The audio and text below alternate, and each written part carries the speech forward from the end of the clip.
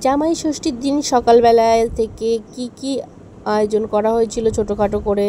তো দেখো, আমার বর কিন্তু একদম খুব একটা খেতে ভালোবাসে না, তো ওর জন্য সকালে চিড়ে মুড়িও খাবে না বলে ওর জন্য লুচি করা হয়েছে। লুচি আর খাসির তেল দিয়ে ঘুগনি, সঙ্গে মিষ্টি, স্যালাড।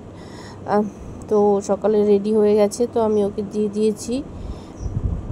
আর দুপুরে আয়োজন করা হয়েছিল পাঁপড়, মিষ্টি, দই, স্যালাড, এদিকে রাইস, 4-5 রকমের ভাজা, চাটনি, মাছ, মাংস আর মাছের মাথা দিয়ে মুগ ডাল।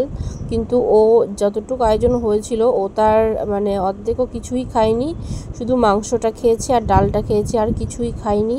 আর দই যা ছিল আমি খেয়ে নিয়েছি। তো তারপর দেখো, তারপরের দিন সকালবেলা এই যে আমাদের রজনীগন্ধা চাষ করেছে, তো ওখানে ফুল টুল তুললাম। তারপর আমরা আম পাড়তে চলে গেলাম আম বাগানে। তো দেখো, এই গাছটার একদম আগার দিকে খুব ভালো আম হয়েছে। এটা কিন্তু বেশ কাঁচামেটে আম গাছ, এর আমগুলো পাকলেও খেতে খুব সুন্দর, দারুণ গাছটা। আর প্রত্যেক বছর মিস হয় না, প্রত্যেক বছর আম হবে এই গাছটাতে, অন্যটাতে হোক বা না হোক।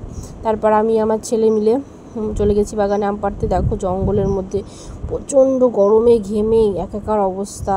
আর এই দেখো, আমার পিছনে গাছটাতে খেজুর হয়েছে কত, দেখতে পাচ্ছ। গাছটা কিন্তু বেশ ছোটো ছিল, ভেবেছিলাম কয়েকটা খেজুর নিয়ে আসবো।